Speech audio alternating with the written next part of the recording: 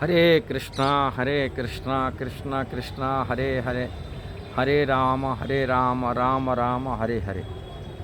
कार्तिक व्रत और दामोदर व्रत, ये सरल उपाय में हमें कैसे करना चाहिए, ये विधि विधान क्या है, इसकी बारे में जानकारी के लिए थोड़ा से ये वीडियो बनाए हूँ। कई भक्तों की पूछे भी को कमेंट बॉक्स में डालते हैं, कार्तिक व्रत बारे में बताए, कार्तिक व्रत कैसे किया जाएगा। ऐसा ही चतुर्मास्या में जो नहीं कर पाते हैं वो कार्तिक व्रत करने से वो फल को प्राप्ति कर लेंगे। ये पद्म पुराण में इसकी वर्णन किया गया। अब वैष्णव को शास्त्र की विधि विधान अनुसार शास्त्र के हिसाब से कार्य करते हैं, किंतु घर गृहस्थ में रहने वाले लोग सभी लोग नहीं कर पाते हैं। श्रील प्रभुपाद ईश्वर के संस्थापक आचार्य, उन्होंने सरल उपाय से आम भक्त जैसे कर पाएंगे वो व्रत को, वो विधि विधान को बता के रखे थे। चतुर्मास्य में उन्होंने 4 नियम को पालन करने, मतलब श्रावण मास में हरी पत्ते साग को मना कर दिए थे।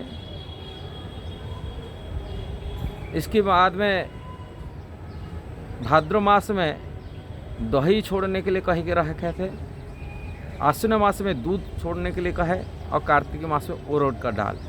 ये 4 चीज़ को परित्याग कर करके भगवान के भजन ज़्यादा करने के लिए प्रभुपाद की उपदेश था चतुर्मास्य में, जिसे को चतुर्मास्य व्रत हिसाब से कहे थे। किंतु कार्तिक व्रत एक विशेष व्रत होता है जो कहा जाता है 1000 गुण फलप्रद होता है। कार्तिक व्रत यदि कोई करता है, वो कार्तिक व्रत में 1000 गुण उसका भजन, उनका तपस्या, उनका जप, उनका दान, जो भी पुण्यमय कर्म होता है वो 1000 गुण बढ़ जाता है कार्तिक मास में यदि वो कार्य करते हैं। अलग मास के ये जो इसकी स्पेशल महात्म्य कार्तिक व्रत बारे में पद्म पुराण में वर्णन किया गया। क्या क्या खाना, क्या क्या नहीं खाना, कैसा व्रत उपवास रखना है, वो सब वर्णन है पद्म पुराण में। कार्तिक महात्म्य लिखा गया, आप पढ़ के जान सकते हैं। किंतु सिंपल बात बताने के लिए जो चाहता हूँ, कार्तिक व्रत जो है ये तो दामोदर व्रत कहते, भगवान की अनेक लीला एक कार्तिक मास में हुई थी। राधा कुंड की प्राकट्य हो कि दामोदर भगवान की लीला हो, माखन चोरी के अनेक लीला हैं, जमला अर्जुन की उद्धार हो, अरिष्टासुर की वध, ये सभी कार्तिक मास में हुई हैं। दीपदान भगवान राम जी आए थे, दीपावली भी उत्सव करा जाता है, गोवर्धन पूजा किया जाता है, विशेषकर ब्रज में गिरिराज की धारण भगवान श्री कृष्ण किए। और भगवान श्री कृष्ण यहाँ इसी महीना में बने, ग्वाल बाल से गोप बने, गाय चराने के लिए। गोपाष्टमी के भगवान कृष्ण चाहे, पुणे अंत में भीष्म पंचक कराते, पुणे महाराज ही भगवान किए थे इसी पूर्णिमा में, कार्तिक पूर्णिमा में।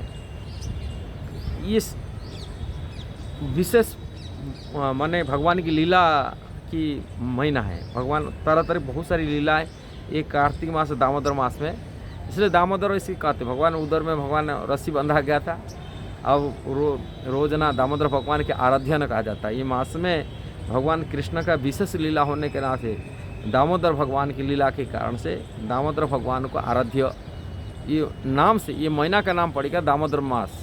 दामोदर भगवान ये लीला प्रसिद्ध लीला हुआ, जिसे कि लोग भक्त लोग उसका पूजा आराधना करते, दामोदर भगवान की करते। पद्म पुराण में सत्यव्रत मुनि जिन्होंने स्तुति गाए, दामोदराष्टक गाए, और उन्होंने उसी दामोदराष्टक को भक्त लोग को नित्य प्रतिदिन सवेरे शाम को गान करते, भगवान की आरती उतारते दामोदर भगवान की। इसलिए विशेष महत्व का दामोदर मास में प्रातः स्नान, सवेरे उठकर प्रातः स्नान करना, ये सबसे बड़ा महत्व है। प्रातः स्नान भारत में आज भी भले कर्मी लोग हो, गाँव के लोग हैं, वो लोग भी सवेरे सवेरे दामोदर मास में उठ जाते हैं और खान पीने शुद्ध रखते हैं।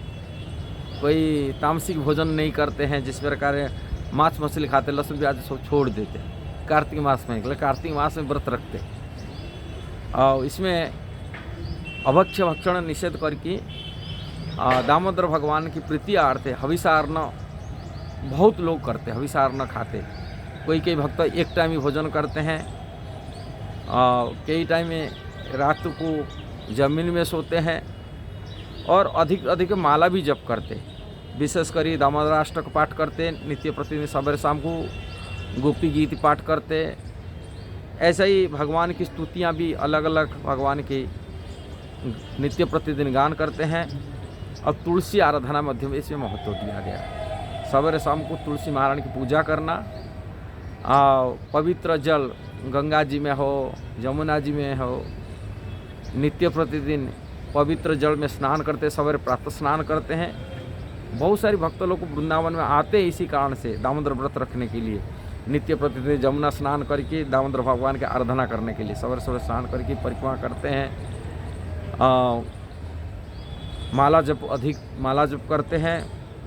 भोजन थोड़ा से रात्रि भोजन को त्याग करके दिन भोजन कर लेते हैं। और जरूर दीपक दान करते, दामोदर भगवान को दिया देते हैं। दामोदर अष्टक को पाठ करते हुए दीपक दान करते हैं।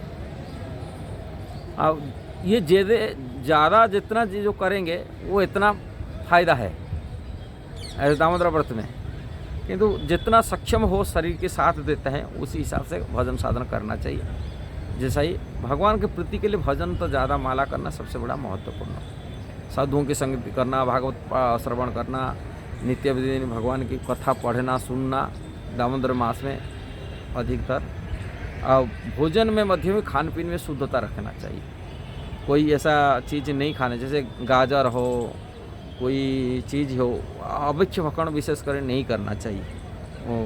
लोग लिमिटेड सब्जियां की खाते हैं, जैसे इजीली पच जाता है शरीर में यदि पाचक आराम से हो जाता है, उन भोजन में निद्रा आलस नहीं आता है। और यदि हेवी चीज़ कोई खा लेता है उसमें तो भोजन में निद्रा आलस आता है, भोजन में बाधक बन जाता है। इसलिए इसे सावधान रहना चाहिए।